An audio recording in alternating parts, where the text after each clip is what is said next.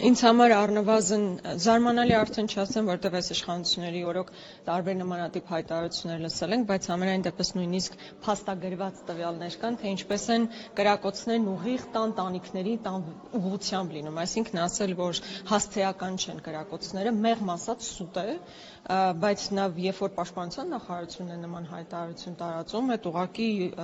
անընդունելի է, խայտառակություն է, որովհետև ի վերջո սահմանին ապրող մարդիկ ամենօրյա ռեժիմով զգում են ադրբեջանական ագրեսիան, զգում են կրակոցները, իմիջիայլոց կամ թիրախային են կրակում, կամ եթե նույնիսկ օդ են կրակում, իրենք հենց այնպես օդ չեն կրակում, դա եւս տերորի նշանակություն ունի, դա եւս կոնկրետ թիրախավորման նշանակություն ունի, այսինքն վախի մթնոլորտում պահելու, մարդկանց վախի մթնոլորտում պահելու նշանակություն ունի։